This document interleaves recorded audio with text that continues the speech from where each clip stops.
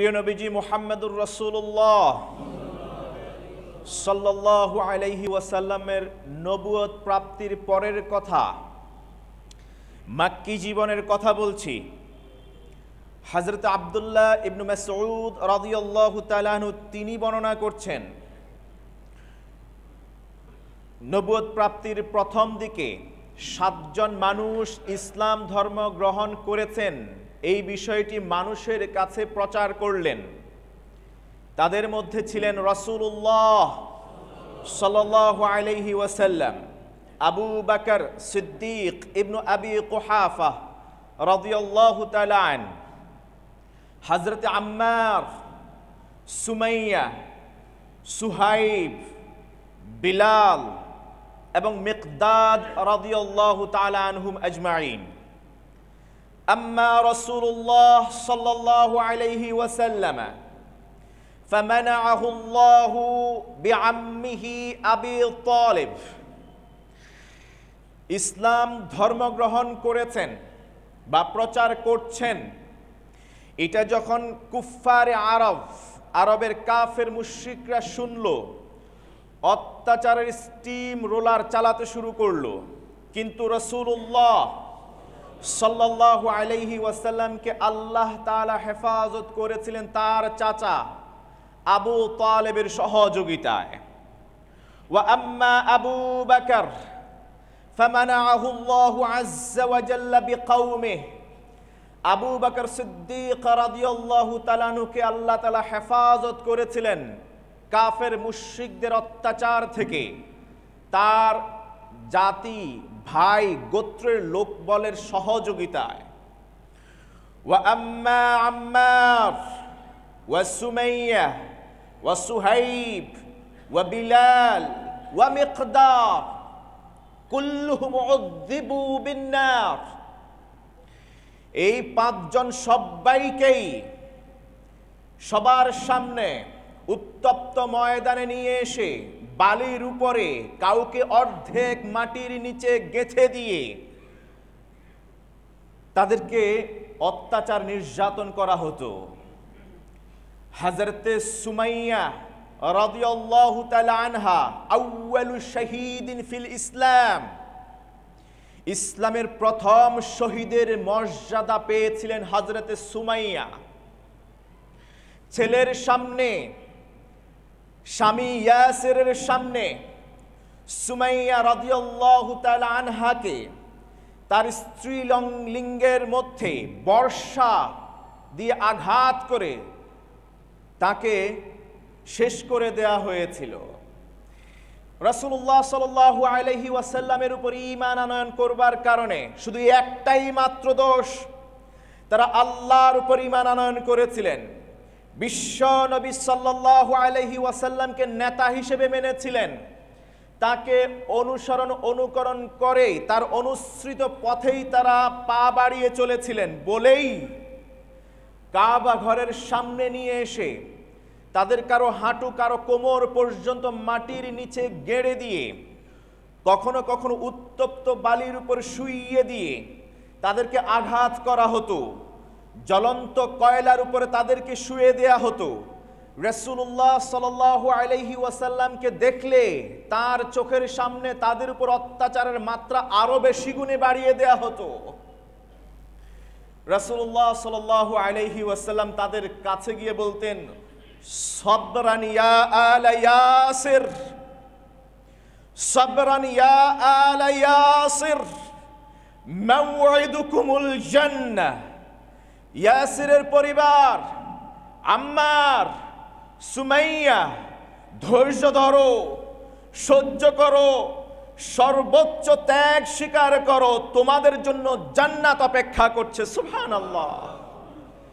এরপরও তারা পিছপা হন নাই, চুল পরিমাণ জায়গা বিচলিত হন নাই, পিছু হটে যান নাই।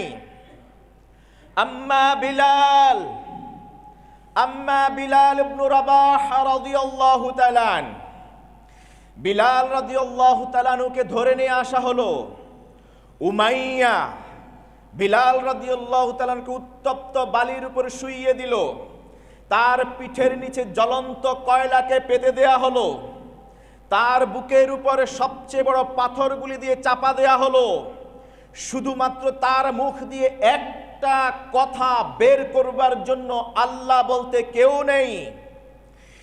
ইভেন ইবনু আসাকির রাহিমাহুল্লাহ তিনি নকল করছেন, জাআলু ফি উনুকিহি হাবলান, উমাইয়ার নেতৃত্বে কুফফারে আরবগণ বিলাল ইবনে রাবাহা রাদিয়াল্লাহু তাআলা আনহুর গলায় একটা রশি বেঁধে দিল।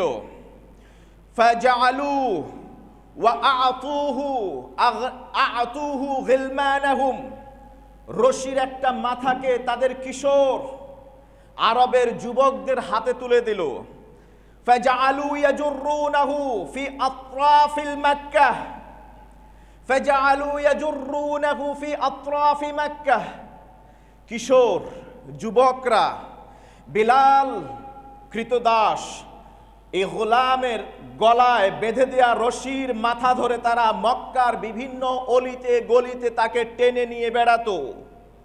ওয়ায়াজআলুনাহু লা'বান ওয়া লাহওয়ান, আর এই কিশোর যুবকদের খেলার অন্যতম একটা বিষয়বস্তু ছিল কৃত গোলাম দাস যে মাত্র ইসলাম ধর্ম গ্রহণ করেছে, দ্বীনে ইলাহিতে দাখিল হয়েছে, ইসলামের সুমিষ্ট সুধা পান করেছে, তাকে সেখান থেকে এই অপরাধের কারণেই তাকে নিয়ে মক্কার অলিতে গলিতে এভাবে টেনে হেঁচড়ে ঘুরে বেড়ানোটাই ওই সময়কার কিশোর আর যুবকদের খেলার বিষয়বস্তু ছিল।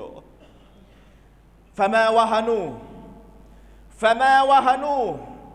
ওয়ামা দাউফু ওয়ামা ইসতাকানু, ফামা ওয়াহানু, রব্বে কারীম বলছেন ফামা ওয়াহানু, তারা চিন্তাগ্রস্ত হয় নাই। ওয়ামা দাউফু, এত নির্যাতন সহ্য করার পরেও তারা দুর্বল হয়ে ভেঙে পড়ে নাই। ওয়ামা ইসতাকানু, কাফের মুশরিকদের সামনে, কুফফারের আরবের সামনে, রাষ্ট্র ষড়যন্ত্রের কাছে এসে মাথা নত করে নাই, নতি স্বীকার করে নাই, বরং তারা সর্বোচ্চ ধৈর্য ধারণ করেছিলেন, সহ্য করেছিলেন সব ধরনের অত্যাচার নির্যাতন, কারণ তারা জানতেন ইন্নাল্লাহা ইউহিব্বুস সাবিরিন, নিঃসন্দেহে আল্লাহ তাআলা ধৈর্যশীলদের ভালো। বিধায় আল্লাহর ভালোবাসা পাওয়ার জন্য তারা সব ত্যাগ, সব ধরনের বিসর্জন তারা দিতে প্রস্তুত ছিলেন। কেন এত অত্যাচার, কেন এত নির্যাতন, এত বিশাল মহামারী আকার ধারণ করে তাদের উপরে প্লাবনের মতো এসেছিল?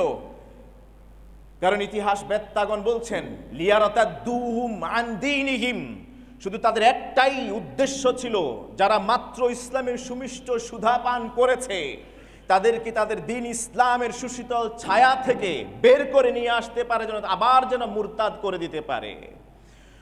ওয়ায়াকফুরু বিল্লাহ ওয়া বিমা জাআ বিহিন নবী সাল্লাল্লাহু আলাইহি ওয়াসাল্লাম, তারা যেন আল্লাহকে অস্বীকার করে, বিশ্ব নবীকে যেন অস্বীকার করে, তার অনুসৃত পথকে যেন তারা অ্যাভয়েড করে, আবার আগের আইয়ামে জাহিলিয়াতে যেন তারা দাখিল হয়, এটাই ছিল তাদের একমাত্র উদ্দেশ্য। এত অত্যাচার চালিয়েছে, এত নির্যাতন তাদের উপরে এসছে, কিন্তু তাদেরকে বিন্দু মাত্র বিচলিত করতে পারে নাই। ফাকানার রাজুলু ইউজা, মানুষকে ধরে নিয়ে আসা হতো। সহিহ বুখারীতে উদ্ধৃত হয়েছে কতটা নির্যাতন, কতটা অত্যাচার তারা সহ্য করেছিলেন। একজন জীবন্ত মানুষকে নিয়ে আসা হতো। ফায়ুহফারু লাহু ফিল আরদ, জমিনে গর্ত খনন করা হতো। ফায়ুজআলু ফীহ, তার কোমর পর্যন্ত মাটির নিচে পুঁতে দেয়া হতো। ফায়ুজাউ বিল মিনশার, লোহার তৈরি করাত নিয়ে আসা হতো। ফায়ুদাউ আলা রাসিহি, তার মাথার উপরে রাখা হতো এই করাতটাকে। ফায়ুশাক্কু বিইসনাতাইন, জীবন্ত মানুষটার মাথা থেকে পা পর্যন্ত করাত দিয়ে জীবন্তাবস্থায় দ্বিখণ্ডিত করে ফেলে দেয়া হতো। ওয়ায়ুমশাতু বিআমশাতিল হাদীদ, কখনো কখনো জীবন্ত মানুষটাকে তার জীবদ্দশায় লোহার তৈরি চিরুনি দিয়ে মাংসটাকে আলাদা করে ফেলা হতো, চেঁচিয়ে চেঁচিয়ে আছড়িয়ে তার হাড্ডিগুলি মাংসগুলি আলাদা করে ফেলা হতো। ওয়ামা ইয়াসুদ্দুহু যালিকা আন দীনিহিম, ওয়ামা ইয়াসুদ্দুহু যালিকা আন দীনিহিম। এত কষ্ট, এত নির্যাতন তারা সহ্য করেছেন, তারপর তারা দিন ইসলাম থেকে, আল্লাহ থেকে, কোরআন থেকে, নবী মুহাম্মদ সাল্লাল্লাহু আলাইহি ওয়াসাল্লামের অনুসরণ অনুকরণ থেকে চুল পরিমাণ তারা সরে যান নাই। সুবহানাল্লাহ, সুবহানাল্লাহ। খাব্বাব ইবনুল আরাত রাদিয়াল্লাহু তাআলা আনহু, তিনি যখন ইসলাম ধর্ম গ্রহণ করলেন, তার মালকিন উম্মু আনমার তার মালকিন ছিলেন। তিনি যখন জানতে পারলেন তার কেনা গোলাম খাব্বাব ইবনুল আরাত ইসলাম ধর্ম গ্রহণ করেছেন, তাকে ধরে নিয়ে আসা হলো, উন্মুক্ত ময়দানে নিয়ে আসা হলো। তাআতি বিল হাদিদাতিল মুহাম্মাদ, লোহা জ্বলন্ত অগ্নিতে উত্তপ্ত করে নিয়ে আসা হলো। ফাতাজআলুহা আলা যাহরিহি ওয়া রাসিহি, খাব্বাব ইবনুল আরাতকে কাবাতুল মুশাররফার সামনে উত্তপ্ত এই আগুন দিয়ে, উত্তপ্ত করা এই লোহাকে দিয়ে খাব্বাব ইবনুল আরাতের মাথায় এবং পিঠে ছেঁকা দেয়া হতো। দিনের পর দিন, রাতের পর রাত এই নির্যাতন সহ্য করেছিলেন খাব্বাব ইবনুল আরাত রাদিয়াল্লাহু তাআলা আনহু। একমাত্র উদ্দেশ্য ছিল উম্মু আনমারের, তার মালকিনের একটাই টার্গেট ছিল, লিয়াকফুরা বিরাসূলিল্লাহি সাল্লাল্লাহু আলাইহি ওয়াসাল্লাম ওয়া ইয়ারজিআ আন ইসলামিহি। খাব্বাব যেন মুহাম্মদকে ছেড়ে দেয়, খাব্বাব যেন ইসলাম থেকে বের হয়ে চলে আসে, আবার যেন কুসংস্কার গায়রুল্লাহর ইবাদতে অর্থাৎ তাদের পূজা অর্চনা যেন সে আবার মত্ত হয়। কিন্তু খাব্বাব রাদিয়াল্লাহু তাআলা আনহুকে যতটা অত্যাচার নির্যাতনের মাত্রা বাড়িয়ে দিয়েছে, সহিহ বুখারীর রিওয়ায়াত থেকে জানা যায় খাব্বাব রাদিয়াল্লাহু তাআলা আনহুকে দিনের পর দিন, প্রতিদিন ক্রমান্বয়ে তার শাস্তিকে আস্তে আস্তে করে বাড়ানো হচ্ছিল। হাদিসে বলছে ফালাম ইয়াকুন ইয়াজিদুহু যালিকা ইল্লা ঈমানা। অত্যাচারের নির্যাতনের মাত্রা যতই বাড়ছিল, খাব্বাব ইবনুল আরাত রাদিয়াল্লাহু তাআলা আনহুর ঈমানের নূর জ্যোতি দিন দিন আরো প্রজ্বলিত হতে শুরু করলো। সুবহানাল্লাহ। তারা তাকে দমিয়ে রাখবার জন্য চেষ্টা করেছিল, এই জন্য দিন দিন অত্যাচার আস্তে আস্তে করে লঘু থেকে গুরুর দিকে যাচ্ছিল। কিন্তু বুখারীর রিওয়ায়াত বলছে অত্যাচার যেভাবে দিন দিন করে বাড়ছিল, তার ঈমানের নূরও সেভাবে দিন দিন করে বাড়ছিল। সুবহানাল্লাহ। ওয়া মান ইয়ারতাদিদ মিনকুম আন দীনিহি, রব্বে করিম বলছেন, কারণ তারা জানতেন কেন তারা বিচলিত হন নাই। রব্বে করিম তাদের ঈমানের ব্যাপারে, তাদের আকলের ব্যাপারে, তাদের ইয়াকিনের ব্যাপারে আল্লাহ তাআলা ঘোষণা করেছেন। তারা জানতেন ঈমান আনয়ন করবার পর, ঈমানের সুমিষ্ট সুধা পান করবার পর আবার যদি তারা বেদীন হিসেবে অন্য ধর্মে, ভ্রান্ত ধর্মে ফিরে যায়, তাহলে ফায়ামুত ওয়া হুয়া কাফির, সে যখন মৃত্যুবরণ করবে সে কাফের অবস্থায় মৃত্যুবরণ করবে। ফাউলাইকা হাবিতাত আমালুহুম ফিদ দুনিয়া ওয়াল আখিরাহ। ইসলাম ধর্ম আনয়ন করবার পর, গ্রহণ করবার পর কেউ যদি আবার মুরতাদ হয়ে যায়, পৃথিবীতে যত আমল করেছে, যত ভালো কাজ করেছে, সব কাজ, সব আমল মুহূর্তের মধ্যে বিনষ্ট করে দেন কে? ধ্বংস করে দেন আল্লাহ সুবহানাহু ওয়া তাআলা। ওয়া উলাইকা আসহাবুন নার হুম ফিহা খালিদুন। আর যারা ইসলাম ধর্ম গ্রহণ করবার পর অত্যাচার নির্যাতনের মুখোমুখি হয়ে ইসলাম থেকে ফিরে যাবে, কৌশল অবলম্বন করে ইসলামকে তির্যক ভাষায় বলবে, ইনিয়ে বিনিয়ে কোনো কথা বলবে, ইসলামকে খাটো করবে, হেয় প্রতিপন্ন করবে, দিন ইসলামকে, নবী মুহাম্মদকে কুৎসা করবে, তাহলে সে মুরতাদ হয়ে যাবে। আর যখন ইন্তেকাল করবে, কাফের অবস্থায় ইন্তেকাল করবে। আর কাফেরদের জন্য আল্লাহ তাআলা পরকালে মর্মন্তুদ শাস্তি জাহান্নামের আগুনের ব্যবস্থা করে রেখেছেন। বিধায় তারা জাহান্নামের আগুনকে খুব বেশি ভয় পেতেন। জাহান্নামের আগুনের ভয়ে দুনিয়ার আগুনকে তারা তুচ্ছ জ্ঞান করতেন। তাই তো আসিয়া রাদিয়াল্লাহু তাআলা আনহা, আসিয়া আলাইহিস সালাম, তিনি দুনিয়াতেই ফিরাউনের আগুনকে গ্রহণ করে নিয়েছিলেন জাহান্নামের আগুনের ভয়ে। দুনিয়ার আগুন তার কাছে তুচ্ছ মনে হয়েছিল, সন্তানগুলাকেও এক এক করে ছেড়ে দিয়েছিলেন। নিক্ষিপ্ত হতে দিয়েছিলেন, বিন্দুমাত্র পিছপা হন নাই। কারণ তাদের কাছে জাহান্নামের আগুন কঠিনতর মনে হতো দুনিয়ার আগুনের চেয়ে। সুবহানাল্লাহ। মুআজ্জাজ হাদিরিন, তারা রাষ্ট্রীয় সব যন্ত্র ব্যবহার করেও যখন মুসলমানদেরকে দিন ইসলাম থেকে বিন্দুমাত্র পিছু হটতে তারা ব্যর্থ হলো, পিছু হটাতে তারা ব্যর্থ হয়েছে, তখন তারা চেষ্টা করলো কিভাবে তাদেরকে ইমোশনালি ব্ল্যাকমেইল করা যায়। আল্লাহ রসুল সাল্লাল্লাহু আলাইহি ওয়াসাল্লামের সাহাবীদেরকে তারা ইমোশনাল ব্ল্যাকমেইলিং করতে শুরু করলো। এবার তাদের বাবাদেরকে ইউজ করতে শুরু করলো, মাদেরকে ইউজ করতে শুরু করলো, ভাইদেরকে ইউজ করতে শুরু করলো। হযরত সাদ ইবনে আবি ওয়াক্কাস রাদিয়াল্লাহু তাআলা আনহু, যেই সাহাবীর ঘটনাকে কেন্দ্র করে রব্বে কারীম মহাগ্রন্থ আল কোরআনের আয়াত নাজিল করে দিয়েছেন, সাদ ইবনে আবি ওয়াক্কাস রাদিয়াল্লাহু তাআলা আনহু ইসলাম ধর্ম গ্রহণ করবার পর যখন তার মা মুশরিকা জানতে পারলো ছেলে ইসলাম ধর্ম গ্রহণ করেছে, মা তাকে ইমোশনালি ব্ল্যাকমেইল করতে শুরু করলো যাতে করে ইসলাম থেকে ফিরে আসে। মা স্বীয় সন্তান সাদ ইবনে আবি ওয়াক্কাসকে কাছে ডেকে পাঠালেন, ডেকে বললেন, আল্লাহ তুকাল্লিমাহু আবাদান হাত্তা ইয়াকফুরা বিদীনিহি। মা তার সন্তানকে কাছে ডেকে বলেন, আমি তোমার সাথে ততদিন পর্যন্ত কথা বলা বন্ধ করে দিলাম, তোমার সাথে আর একটা কথা আমি বলবো না। আমার সন্তান তুমি, আমি তোমাকে সবচেয়ে বেশি ভালোবাসি, তুমি আমাকে আমার অন্য সন্তানদের চেয়েও বেশি ভালোবাসো, বেশি মাহাব্বা করো, আমার টেক কেয়ার করে থাকো। আমি তোমাকে বলছি যে পর্যন্ত না তুমি আবার কাফির হয়ে না যাবে, দিন ইসলাম ছেড়ে না দিবে, মুহাম্মাদের কাছে যাওয়া বন্ধ করবে, ততদিন পর্যন্ত আমি মা তোমার সাথে কথা বলবো না। ওয়ালা তাকুল ওয়ালা তাশরাব, জেনে রাখো আমার ছেলে সাদ, জেনে রাখো আমার ছেলে সাদ, তুমি আমার মুখে খাবার তুলে দাও, লোকমা তুলে দাও। আমি তৃষ্ণার্ত হলে আমার তৃষ্ণা নিবারণের জন্যে তুমি পানি নিয়ে আসো, আমাকে পানি নিজ হাতে পান করিয়ে দাও।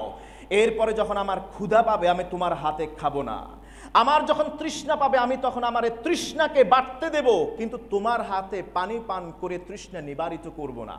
আমি মরে যাব তবু আমি ক্ষুধা নিবারণ করব না, তৃষ্ণা নিবারণ করব না। আমি যতদিন পর্যন্ত বেঁচে থাকবো ততদিন পর্যন্ত না খেয়েই থাকবো, পান না করেই থাকবো, তোমার সাথে কথা না বলেই থাকবো। সেই দিন খাবো, সেই দিন পান করব, সেই দিন কথা বলবো যেই দিন তুমি দিন ইসলামকে বিসর্জন দিবে, মুহাম্মাদের রাস্তা বাদ দিবে, আবার আগের ধর্মে ফিরে আসবে। সাদ ইবনে আবি ওয়াক্কাস রাদিয়াল্লাহু তাআলা ঘর থেকে বের হয়ে গেলেন, দুশ্চিন্তায় পড়ে গেলেন। মা বের হবার সময় সন্তান সাদকে বললেন, ইয়া সাদ, ইয়া সাদ, জানতা আন্নাল্লাহা ওয়াসাকা বিওয়ালিদাইক, তুমি তো আমাকে বলেছ তোমার রব, তোমার আল্লাহ, তোমার মুহাম্মদ তোমাকে উপদেশ দিয়েছে মা বাবার সাথে সর্বোচ্চ সৌজন্যমূলক আচরণ করবার জন্য। মা বাবার অনুগত হতে বলেছে, অবাধ্য হতে বলে নাই। মা বাবার খেদমত করতে বলেছে, তাদের কথা মানতে বলেছে। অতএব ওয়া আনা উম্মুক, আমি তোমার মা বলছি, আমি তোমার মা বলছি, যে ইসলাম ধর্ম গ্রহণ করেছ, যে মুহাম্মাদের কাছে গিয়ে তালিম নাও, সেই মুহাম্মাদও তো তোমাকে একই কথাই বলেছে, তোমার সেই আল্লাহ তো একই বলেছে, তোমার ইসলাম তোমাকে এই দীক্ষায় দিয়েছে মায়ের কথা শোনার জন্য, মায়ের অবাধ্য না হতে। আমি তোমার মা বলছি, ওয়া আনা আমুরুকা বিহাদা, আমি তোমাকে মা হয়ে বলছি তুমি এই পথ ছেড়ে দাও, তুমি আমার কাছে আসো, আমাকে কষ্ট দিও না, আমাকে না খেয়ে পান না করিয়ে রাখো না। সাদ ইবনে আবি ওয়াক্কাস বের হয়ে গেলেন, দুর্ব্যবহার করেন নাই, কিং কর্তব্য বিমূঢ় হয়ে পড়লেন। কি করবেন ওই সময়? আরশে আজিম থেকে রব্বে করিমের ফয়সালা নিয়ে জিব্রিল আলাইহিস সালাতু ওয়াস সালাম রাহমাতুল লিল আলামিন বিশ্বনবী মুহাম্মদুর রাসূলুল্লাহ সাল্লাল্লাহু আলাইহি ওয়াসাল্লামের দরবারে এসে হাজির। জিব্রিল এসে আল্লাহ রসুলকে সালাম জানালেন, নবীজি সাল্লাল্লাহু আলাইহি ওয়াসাল্লাম সালামের জবাব নিলেন। আল্লাহ রসুল সাল্লাল্লাহু আলাইহি ওয়াসাল্লামকে জিব্রিল আলাইহিস সালাম বলেন, ইয়া রাসূলুল্লাহ, আপনার সাহাবী সাদ ইবনু আবি ওয়াক্কাস ইসলাম ধর্ম গ্রহণ করেছে বিধায় এই দিন থেকে তাকে বিচলিত করবার জন্যে ইমোশনাল ব্ল্যাকমেইলিং তাকে করছে তার মা, কথা বলা বন্ধ করে দিয়েছে, খাবার দেয়া আবার গ্রহণ করা বন্ধ করে দিয়েছে, পান করা বন্ধ করে দিয়েছে, মৃত্যু বরণ করতে রাজি, ছেলের সাথে কথা বলতে রাজি না, ছেলের হাতে খাবে না, আপনি তো জানেন সাদ তার মাকে কতটা ভালোবাসে, পৃথিবীর সবচেয়ে প্রিয় তার কাছে তার মা। ইমোশনাল ব্ল্যাকমেইল করছে, এখন তার কাছে শয়তান এসছে, তাকে হয়তো বা প্ররোচনা দিতে পারে, সে এখন দ্বিধায় পড়ে গেছে। রব্বে করিম আমাকে পাঠিয়েছেন কোরআনের এই আয়াত নিয়ে ফয়সালা নিয়ে, আপনি সাদকে ডেকে এই বাণী শুনাই দিন। সুবহানাল্লাহ।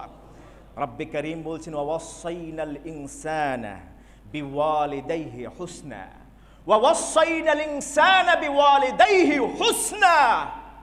আমি আল্লাহ সন্তানদেরকে উপদেশ দিচ্ছি তারা তাদের মা বাবার সাথে সর্বোচ্চ সৌজন্যমূলক আচরণ করবে, কখনো বেয়াদবি করবে না, তাদের তুচ্ছ তাচ্ছিল্য করবে না, তাদের অবাধ্য হবে না, তাদের সাথে আচরণ করবে একটা গোলামের মতো আচরণ করবে, তাদেরকে রাজা এবং মালকিনের জায়গায় বসিয়ে গোলামের মতো আচরণ করবে, তাদের খেদমত করবে, তাদেরকে কখনো কটূক্তি করবে না। ওয়ালা তাকুল লাহুমা উফ ওয়ালা তানহারহুমা ওয়াকুল লাহুমা কাওলান কারীমা। তাদের সাথে এমন কোনো আচরণ করবে না যে আচরণের কারণে তারা উফ শব্দ উচ্চারণ করতে বাধ্য হয়, তারা কষ্ট পায়। ওয়ালা তাকুল লাহুমা ওয়ালা তানহারহুমা, কোনো কিছুতে তাদেরকে বাধা দিও না, নিষেধ করো না। ওয়াকুল লাহুমা কাওলান কারীমা, বাবা মা উভয়ের সাথে সৌজন্যমূলক সম্মানের সাথে কথা বলো। রব্বে করিম আয়াত পাঠিয়ে দিলেন ওয়া ইন জাহাদাকা আলা আন তুশরিকা বি মা লাইসা লাকা বিহি ইলম। যদি সব সন্তানকে বলছি আমি আল্লাহ, সব সন্তানের জন্য আমার এই ব্যর্থ ঘোষণা, যদি মা বাবা তোমাদেরকে বাধ্য করে আমার সাথে আমার সাথে শিরক করতে, তারা যদি ইমোশনালি ব্ল্যাকমেইল করে কোনো না কোনোভাবে, ফালা তুতিউহুমা, এই ক্ষেত্রে শুধুমাত্র তাদের অবাধ্য হওয়া যাবে, তাদের অনুকরণ, তাদের ইত্তেবা, তাদের কথা শোনা যাবে।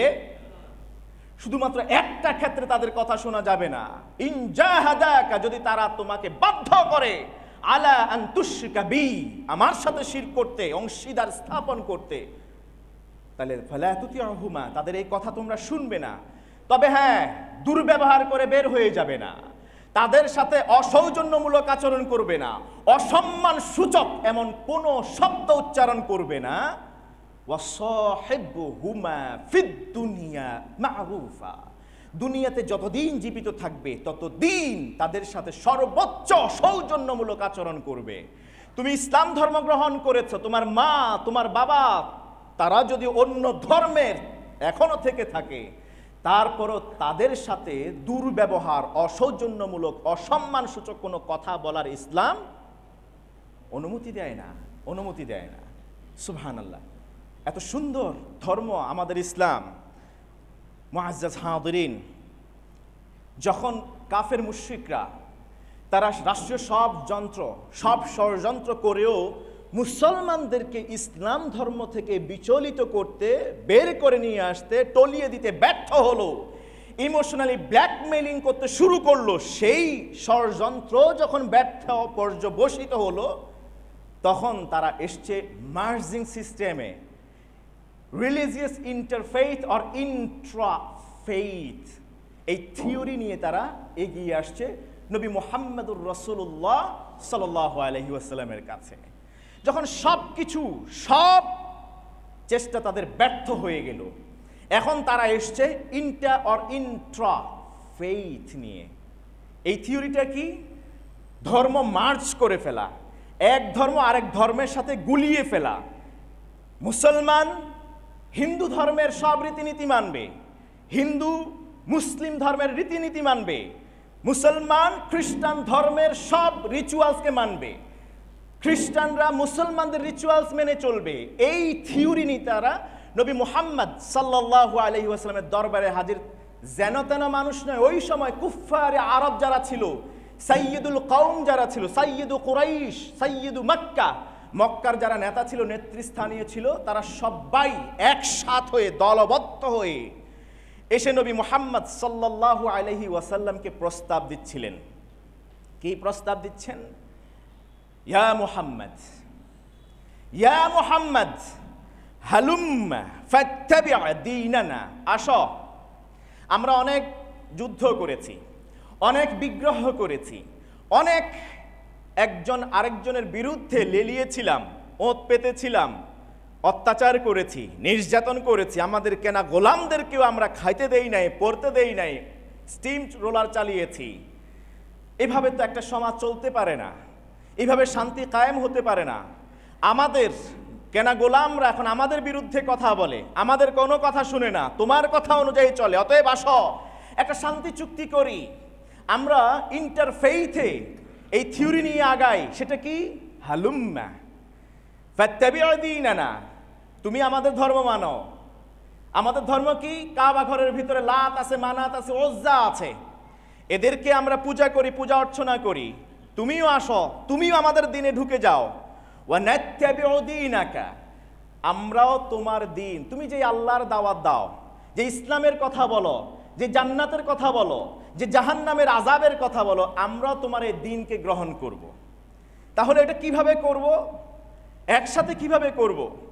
আমাদের কাছে একটা বুদ্ধি এসছে, তা'বুদু আলিহাতানা সানাতান ওয়া না'বুদু ইলাহাকা সানা, তা'বুদু আলিহাতানা সানা। কাবা ঘরের ভিতরে আমাদের যেই সব 360 মূর্তি আমাদের ইলাহ আছে, উপাস্য আছে, 1 বছর তুমি তাদের গোলামি করবে, তুমি তাদের ইবাদত করবে, তাদের কাছে এসে সেজদা দিবে, তাদের কাছে এসে সাহায্য চাইবে, তাদেরকে সব কিছুর মালিক জ্ঞান করবে। ওয়া না'বুদু ইলাহাকা সানা, আর আমরা যাদেরকে দেখছো এতদিন তোমাদের উপর অত্যাচার চালিয়ে এসছি, নির্যাতন করে এসছি, সমাজ থেকে বের করে দিয়েছি, সব যোগাযোগ বন্ধ করে দিয়েছি, খাবার দাবার থেকে শুরু করে সব রসদ সরবরাহ বন্ধ করেছি, আমরাও পরের বছর তোমার এক আল্লাহ, এক রব, তার ইবাদত কন্টিনিউ করব। আমাদের কাবা ঘরের ভিতরে যেই সব ইলাহ আছে এদের করব না। 1 বছর তুমি আমাদের ইলাহদের উপাসনা করবে, আর 1 বছর আমরা তোমার এক আল্লাহর ইবাদত করব। আসো, তাহলে আর এই বিশৃঙ্খলা থাকবে না, এই হানাহানি থাকবে না, মারামারি থাকবে না, বিদ্বেষ থাকবে না, সামাজিক আনরেস্ট তখন আর বিরাজ করবে না। চলো আমরা এই চুক্তিতে আবদ্ধ হই। নবী মুহাম্মদ সাল্লাল্লাহু আলাইহি ওয়াসাল্লাম তাৎক্ষণিক একটা কথা বলেছিলেন, তিনি ওহী ছাড়া কোনো কথা বলেন না। ওয়া মা ইয়ানতিকু আনিল হাওয়া ইন হুয়া ইল্লা ওয়াহয়ুন ইউহা, তিনি ওহী ছাড়া কোনো কথা বলেন না, একটা শব্দ উচ্চারণ করেন, সেটাই আল্লাহ তাআলার ডিরেকশন অনুযায়ী তিনি করেন। তার কোনো কথা, কোনো কাজ ওহীর বাইরে নয়। তিনি তাৎক্ষণিক জবাব দিয়েছিলেন, মাশা আল্লাহ মাআযাল্লাহ মাআযাল্লাহি আন উশরিকা বিহি গায়রাহ, আল্লাহর কাছে আমি প্রার্থনা করি, আল্লাহর কাছে সাহায্য চাই, আল্লাহর কাছে আশ্রয় ভিক্ষা চাই, এই দুইটা হাত দিয়ে আমার আল্লাহ তার সাথে শরীক অংশীদার স্থাপন করা থেকে তিনি যেন আমাকে আশ্রয় দেন, হেফাজত করেন। তোমরা আমাকে যেই ইন্টারফেইথের কথা বলছো, ধর্মীয় আন্তঃধর্মগুলোকে মার্জ করে দিয়ে ইবাদত করে সমাজে একটা শান্তি ফিরিয়ে আনার প্রস্তাব দিয়েছে, এটা নিঃসন্দেহে শিরক, এটা নিঃসন্দেহে শিরক। আমি আমার আল্লাহর কাছে পানাহ চাই যেন আমি এই শিরক থেকে বেঁচে থাকতে পারি। সুবহানাল্লাহ। নবী মুহাম্মদ সাল্লাল্লাহু আলাইহি ওয়াসাল্লাম ফিরে আসলেন, জিবরিল আলাইহিস সালাতু ওয়াস সালাম আল্লাহ রাসূল সাল্লাল্লাহু আলাইহি ওয়াসাল্লামের দরবারে এসে হাজির সূরাতুল কাফিরুন নিয়ে। ইয়া রাসূলুল্লাহ ইন্নাল্লাহ তাবারাকা ওয়া তাআলা ইয়াকরাউকা সালাম। জিবরিল বলেন, ইয়া রাসূলুল্লাহ, আল্লাহ তাআলা সালাম পাঠিয়েছেন, সুবহানাল্লাহ, আপনার উপর শান্তি বর্ষিত হোক। কাবার চত্বরে কাফের মুশরিকরা পুরো বাহিনী আপনার সাথে কি কথা বলেছে, কি প্রস্তাব দিয়েছেন, আরশে আজিম থেকে আল্লাহ তাআলা প্রত্যক্ষ করেছেন, তাদের কি জবাব দিবেন আপনি সেই চিন্তায় আছেন, ওহির অপেক্ষা করছেন। আল্লাহ তাআলা কাফিরুন সূরা কাফিরুন নিয়ে পাঠিয়েছেন আমাকে, আপনি পড়ুন, কুল ইয়া আইয়ুহাল কাফিরুন লা আ'বুদু মা তা'বুদুন ওয়া লা আনতুম আবিদুনা মা আ'বুদ ওয়া লা আনা আবিদুম মা আবাদতুম ওয়া লা আনতুম আবিদুনা মা আ'বুদ লাকুম দীনুকুম ওয়ালিয়া দীন। নবী হে, আর দেরি করবেন না, যান এখনই। তারা এখনো বসে আছে, তারা মনে মনে খুব আনন্দিত যে মুহাম্মদ এবার সম্ভবত আমাদের প্রস্তাব মেনে নেবে, কারণ এখন ভাগাভাগি করে ফেলেছি, ধর্মকে মার্জ করে ফেলেছি, এখন তো অন্তত মেনে নেবে। মুহাম্মদ সাল্লাল্লাহু আলাইহি ওয়াসাল্লাম কুফফারে আরবের কাছে গিয়ে বললেন, ইয়া আইয়ুহাল কাফিরুন, প্রথম সম্ভাষণ, এই সম্ভাষণ দিয়েছেন কে? অ্যাড্রেস শিখিয়ে দিয়েছেন কে? তাদেরকে আর ভাই বলছেন না, তাদেরকে আর মানুষ বলে তিনি জ্ঞান করছেন না, তাদেরকে কাফের বলে অ্যাড্রেস করতে বলে দিয়েছেন কে? গিয়ে বলেন, ইয়া আইয়ুহাল কাফিরুন, ওহে কাফের সম্প্রদায়। প্রথমেই তো তোমাদের আমাদের মধ্যে আলাদা হয়ে গেল, আমরা মুসলমান, আমরা মুমিন, আর তোমরা কাফের। অতএব কিভাবে দুই মেরুতে থেকে একসাথে মার্জ হয়ে যেতে পারে? লা আ'বুদু মা তা'বুদুন, কাবা ঘরের ভিতরে যে 360 মূর্তি আছে তাদের তোমরা যেই ইবাদত করো, আমি তাদের ইবাদত করি না, করতে পারিও না। আমার সঙ্গী সাথী অনুচর সহচর সাহায্যকারী এরাও কখনো করতে পারে না। ওয়ালা আনতুম আবিদুনা মা আ'বুদ, আর আমি দৃঢ়ভাবে বিশ্বাস করি, আমি যেই এক আল্লাহর গোলামি করি, ইবাদত করি, বন্দেগী করি, দাসত্ব করি, যার কথা নির্দ্বিধায় বিনা সংকোচে বিনা প্রশ্নে আনকোশ্চেন মেনে নেই, তার ইবাদত তোমরা কখনো করবে, এটা আমি বিশ্বাস করি। তোমরা জাস্ট একটা ভেলকি দিয়েছো আমাকে, আমার ঈমান থেকে আমাকে বের করে দেওয়ার জন্য, আমার সাহাবীদের ঈমান হরণ করবার জন্য একটা টোপ ফেলেছ।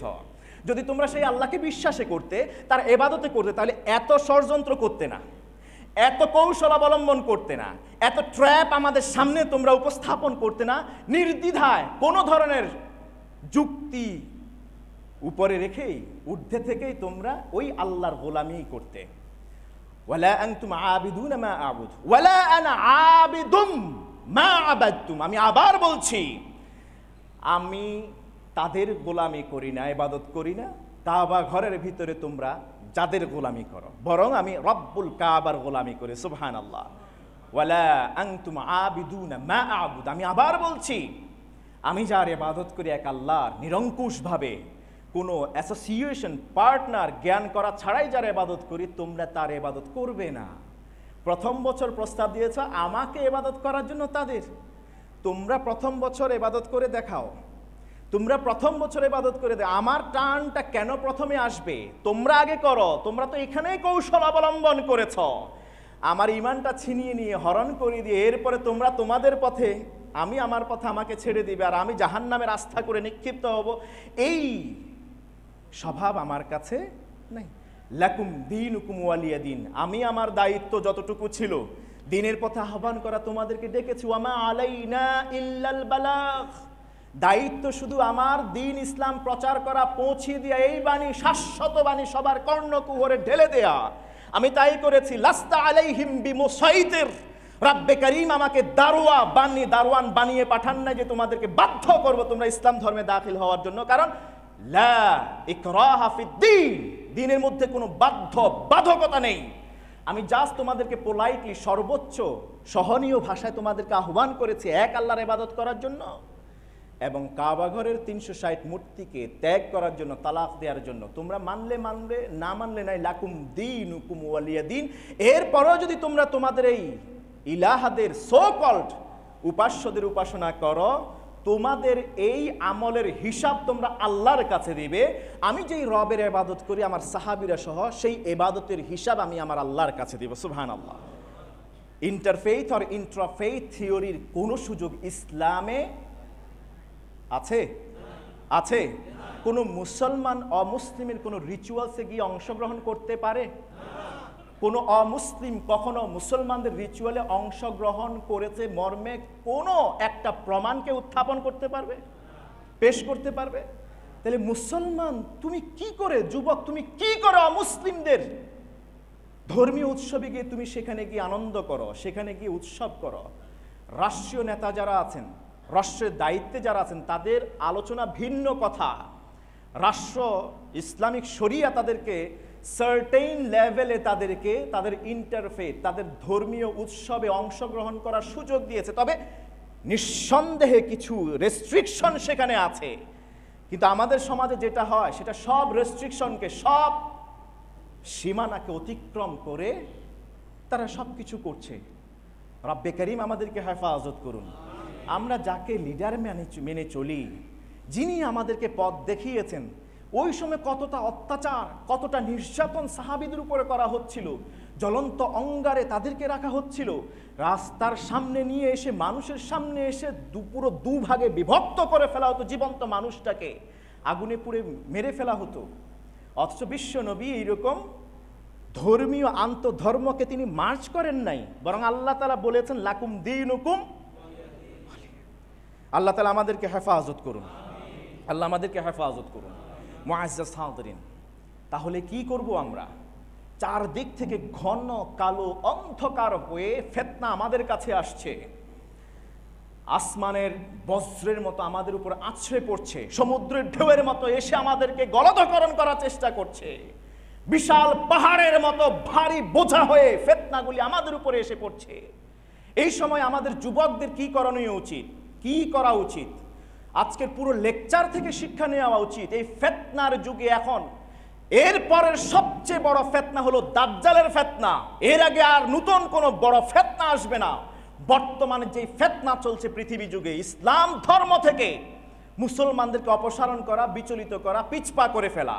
এই জন্য রাষ্ট্রীয় সব ষড়যন্ত্র, আন্তর্জাতিক যন্ত্র ব্যবহার করা হচ্ছে। সেটা না হলে ইমোশনাল ব্ল্যাকমেইলিং করা হচ্ছে, এটা না হলে ইন্ট্রাফেইথ দিয়ে, এই থিওরি দিয়ে মুসলমানদেরকে ধর্মচ্যুত করে দেওয়া হচ্ছে। এই সময় মুসলমানদের করণীয় কি? Just one message I want to share with you, সেটা হলো ফাসবির সাবরান জামিলা। ফাসবির সাবরান জামিলা। আবার ফিরে আসুন মক্কার প্রথম সময়কার দিকে, ওই সময়ে ফিরে আসুন যেই সময় সাহাবীদেরকে অত্যাচারের, জুলুম, নির্যাতনের স্টিম রোলার চালিয়েছিল, কিন্তু তারা বিন্দু মাত্র পিছপা হন নাই, সর্বোচ্চ ধৈর্য ধারণ করেছিলেন।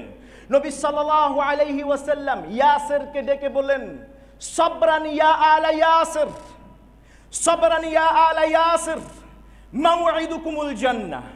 অত্যাচার যাই হোক, ঘন কালো অন্ধকার হয়ে আসুক, পাহাড়ের মতো বোঝা হয়ে চেপে বসুক, সমুদ্রের ঢেউয়ের মতো এসে আছড়ে পড়ুক, কিংবা জমিন ফেটে যাক, বিদীর্ণ হয়ে যাক, তুমি গলদকরণ হয়ে যাও, হারিয়ে যাও অতল গহ্বরে, তারপর খবরদার ধৈর্য ধারণ করো, সহ্য করো, বিচলিত হবে না, পিছপা হবে না।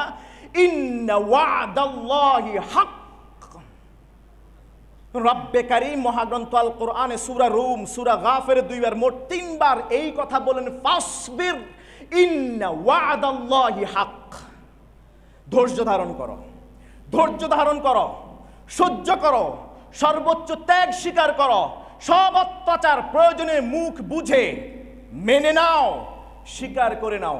জেনে রাখো ইন্না ওয়াদাল্লাহি হক, নিঃসন্দেহে আল্লাহর ওয়াদা, আল্লাহর প্রতিশ্রুতি, এটা সত্যই সত্য।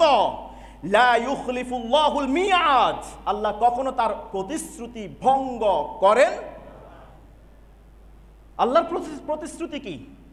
আল্লাহর প্রতিশ্রুতিকে এই ফিতনার যুগে যদি আপনি ইস্তিকামাত থাকতে পারেন, অবিচল থাকতে পারেন, স্থির থাকতে পারেন দিন ইসলামের উপরে, সব ষড়যন্ত্রের ফাঁদকে উপেক্ষা করে, নস্যাৎ করে দিয়ে যদি আপনি টিকে থাকতে পারেন, ইভেন আপনার জীবনও যদি চলে যায়, আপনি ঈমানের উপরে যদি থাকতে পারেন ধৈর্য ধারণ করে, ইয়াকিনের সাথে, আল্লাহ আপনাকে কি ওয়াদা দিচ্ছে শুনুন। মহাগ্রন্থ আল কোরআনে সূরাতুন নূরের 55তম আয়াতে আল্লাহ বলছেন, লা ইস্তাখলিফান্নাহুম ফিল আরদি কামা ইস্তাখলাফাল্লাযীনা মিন ক্বাবলিহিম, লা ইস্তাখলিফান্নাহুম ফিল আরদ। আল্লাহ আবার রাষ্ট্রীয় ক্ষমতা, শাসনের ক্ষমতা ঈমানদার মুসলমানদের হাতে দেবেন। সুবহানাল্লাহ।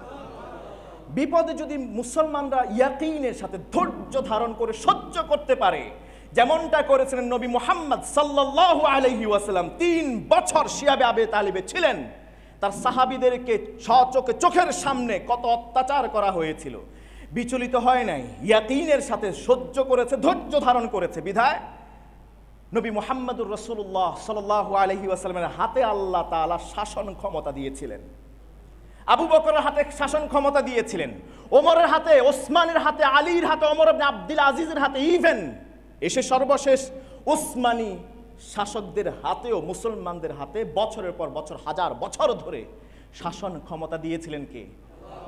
শুধু ঈমানের সাথে, ইয়াকিনের সাথে ধৈর্য ধারণ করে মোকাবেলা করা দরকার।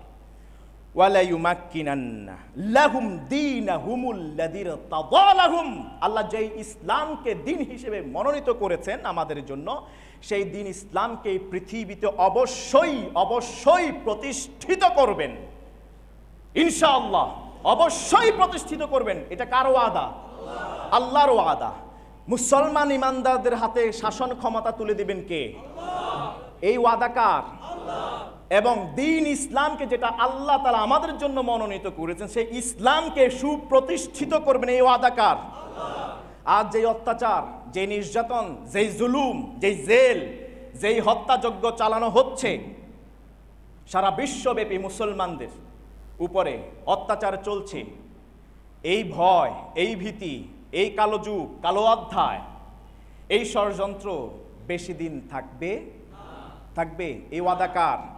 রব্বে করিম বলছেন, রব্বে করিম বলছেন ওয়ালা ইউবাদদিলান্নাহুম মিন বাদি খাউফিহিম আমনা। তোমরা যদি ঈমানের সাথে, ইয়াকিনের সাথে ধৈর্য ধারণ করে সহ্য করতে পারো, বিশৃঙ্খলা না করে, হানাহানি না করে, ফিতনা ফাসাদে না জড়িয়ে, তাহলে ওয়ালা ইউবাদদিলান্নাহুম, তোমাদেরকে আল্লাহ তাআলা পরিবর্তন করে দিবেন তোমাদের এই সময়কে, মিন বাদি খাউফিহিম আমনা, ভয়ের পরে আসে সুখ, আসে নিরাপত্তা। দিবেন কে? আল্লাহ তাআলা আবার এমন নিরাপত্তা দিবেন, এক ঘাটে এসে বনের হিংস্র বাঘ এবং সবচেয়ে লাজুক, সবচেয়ে দুর্বল হরিণটা পর্যন্ত একসাথে এসে পানি পান করবে। সমাজের কাফের, মুশরিক, মুসলমান সব ধর্মের মানুষগুলি শান্তিতে বসবাস করবে। সেই জন্য আমাদের দায়িত্ব হলো সর্বোচ্চ ধৈর্য ধারণ করা। বহু সময় জিজ্ঞেস করে যুবকেরা, এই ফিতনার যুগে আমরা কি করতে পারি?